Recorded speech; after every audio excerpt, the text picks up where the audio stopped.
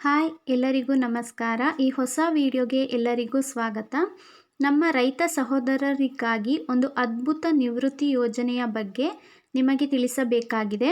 ಅದು ಪ್ರಧಾನಮಂತ್ರಿ ಕಿಸಾನ್ ಮಾನ್ಧನ್ ಯೋಜನೆ.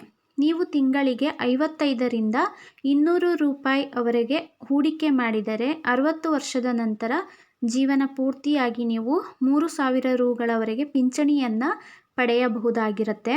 ಅದು ಹೇಗೆ ಅಂತ ಹೇಳಿ ನಾವು ಈ ವಿಡಿಯೋದ ಮೂಲಕ ಸಂಪೂರ್ಣವಾಗಿ ತಿಳ್ಕೊತಾ ಹೋಗೋಣ. ಹಾಗಾಗಿ ಈ ವಿಡಿಯೋಗೆ ಒಂದು ಲೈಕ್ ಮಾಡಿ, ಶೇರ್ ಮಾಡಿ, ಸಬ್ಸ್ಕ್ರೈಬ್ ಮಾಡೋದನ್ನ ಮರಿಬೇಡಿ. ಈ ಯೋಜನೆಯನ್ನು 2019ರಲ್ಲಿ ಕೇಂದ್ರ ಸರ್ಕಾರ ಪ್ರಾರಂಭಿಸಿದೆ.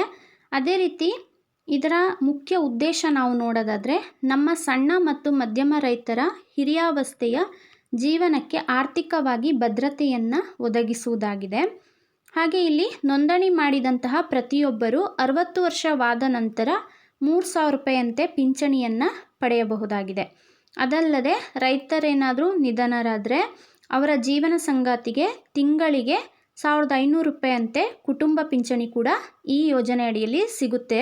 ಹಾಗೆ ಈ ಯೋಜನೆಗೆ ಅರ್ಜಿ ಹಾಕಬೇಕಂದ್ರೆ ನಮಗೆ ಏನೇನು ಅರ್ಹತೆ ಇರಬೇಕು ಅಂಥೇಳಿ ನಾವು ನೋಡೋದಾದರೆ ನಮ್ಮ ವಯಸ್ಸು 18ರಿಂದ 40 ನಡುವೆ ಇರಬೇಕಾಗತ್ತೆ. ಹಾಗೆ 2 ಹೆಕ್ಟೇರ್ಗಳೊಳಗೆ ಭೂಮಿಯನ್ನು ಹೊಂದಿರುವಂತಹ ಸಣ್ಣ ಮತ್ತು ಮಧ್ಯಮ ರೈತರು ಆಗಿರಬೇಕಾಗತ್ತೆ. ಇತರ ಯಾವುದೇ ಸರ್ಕಾರಿ ಪಿಂಚಣಿ ಯೋಜನೆಯಲ್ಲಿ ಸೇರಿರಬಾರ್ದು. ಅದೇ ರೀತಿ ಆದಾಯ ತೆರಿಗೆಯನ್ನು ಪಾವತಿಸದವರಾಗಿರಬೇಕಾಗತ್ತೆ. ಹಾಗೆ ನಿಮ್ಮ ವಯಸ್ಸು ಎಷ್ಟು ಅನ್ನೋದನ್ನು ಅವಲಂಬಿಸಿಬಿಟ್ಟು ತಿಂಗಳಿಗೆ 55 ರೂಪಾಯಿಂದ 200ವರೆಗೆ ಕೊಡುಗೆಯನ್ನು ಸಲ್ಲಿಸಬೇಕಾಗತ್ತೆ. ಎಕ್ಸಾಂಪಲ್ಸ್, ಈಗ ನಿಮಗೇನಾದ್ರು 18 ವರ್ಷ ವಯಸ್ಸಿದೆ ಅಂತ ಹೇಳಿ ಆದರೆ ತಿಂಗಳು 55ರಂತೆ ಕೊಡಬೇಕಾಗತ್ತೆ. ಅದೇ ರೀತಿ 40 ವರ್ಷದವರೇನಾದರೂ ಆಗಿದ್ದರೆ ಪ್ರತಿ ತಿಂಗಳು 200 ರೂಪಾಯಿಯಂತೆ ಕೊಡಬೇಕಾಗತ್ತೆ. ನೀವು ಹೇಗೆ ಕೊಡ್ತೀರಲ್ವ ಅದೇ ರೀತಿ ಸರ್ಕಾರವು ಕೂಡ ಅದೇ ಮೊತ್ತವನ್ನು ನಿಮ್ಮ ಪರವಾಗಿ ಕೊಡತ್ತೆ ಅಂತಲೇ ಹೇಳ್ಬೋದು. ಉದಾಹರಣೆಗೆ ನೀವೇನಾದರೂ 100 ರೂಪಾಯಿ ಕೊಟ್ಟರೆ ಸರ್ಕಾರ ಕೂಡ ನಿಮಗೆ 100 ರೂಪಾಯಿಯನ್ನು ಕೊಡುತ್ತೆ.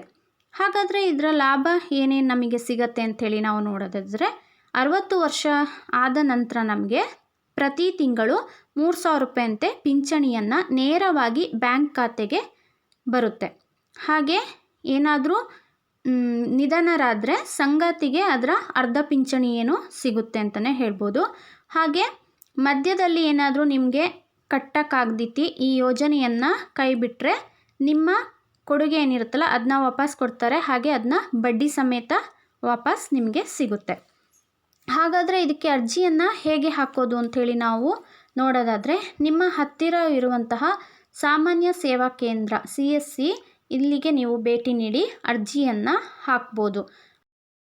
ಅದೇ ರೀತಿ ನೀವು www.pmkmy ಇಲ್ಲಿ ಕೂಡ ನೀವು ಅರ್ಜಿಯನ್ನು ಹಾಕ್ಬೋದಾಗಿರುತ್ತೆ ಈ ವೆಬ್ಸೈಟ್ ಮೂಲಕ.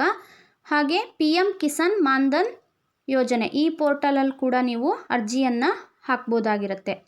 ಹಾಗಾದರೆ ಇದಕ್ಕೆ ಅಗತ್ಯ ದಾಖಲೆಗಳು ಯಾವ್ದ್ಯಾವ್ದು ಬೇಕು ಅಂಥೇಳಿ ನಾವು ನೋಡೋದಾದರೆ ನಿಮಗೆ ಆಧಾರ್ ಕಾರ್ಡ್ ಬೇಕಾಗತ್ತೆ. ಹಾಗೆ ಬ್ಯಾಂಕ್ ಖಾತೆಯ ವಿವರ ಕೂಡ ಬೇಕಾಗತ್ತೆ. ಎಕ್ಸಾಂಪಲ್ಸ್, ಈಗ IFSC ಕೋಡ್ ಆಗಿರ್ಬೋದು, ಅಕೌಂಟ್ ನಂಬರ್ ಆಗಿರ್ಬೋದು, ಇವೆಲ್ಲ ಕೂಡ ನಿಮಗೆ ಬೇಕಾಗತ್ತೆ. ಅದೇ ರೀತಿ ಭೂಮಿ ದಾಖಲೆ ಕೂಡ ನಿಮಗೆ ಬೇಕಾಗತ್ತೆ. ಅಂದರೆ RTC ಅಥವಾ ಪಹಣಿ ಕೂಡ ನಿಮಗೆ ಬೇಕಾಗತ್ತೆ. ಇದಿಷ್ಟು ಇವತ್ತಿನ ವಿಡಿಯೋ ಆಗಿತ್ತು. ನಾವು ವಯಸ್ಸಾದ ಮೇಲೆ ಯಾರನ್ನು ಕೂಡ ಅವಲಂಬಿಸದೆ ನಮ್ಮ ಜೀವನಕ್ಕೆ ಆರ್ಥಿಕ ಭದ್ರತೆಯನ್ನು ತರೋದು ನಮ್ಮ ಕೈಯಲ್ಲಿದೆ. ಹಾಗೆ ಈ ಯೋಜನೆಯ ಸದುಪಯೋಗವನ್ನು ಎಲ್ಲರೂ ಪಡ್ಕೊಳ್ಳಿ ಅಂತ ಹೇಳ್ತಾ ಈ ಚಾನಲ್ಗೆ ಸಬ್ಸ್ಕ್ರೈಬ್ ಮಾಡಿ, ಹಾಗೆ ಬೆಲ್ ಐಕನ್ನ ಒತ್ತಿ. ಇಂತಹ ಉಪಯುಕ್ತವಾದ ಮಾಹಿತಿಗೆ ಕಮೆಂಟ್ ಮಾಡಿ. Thank you for watching.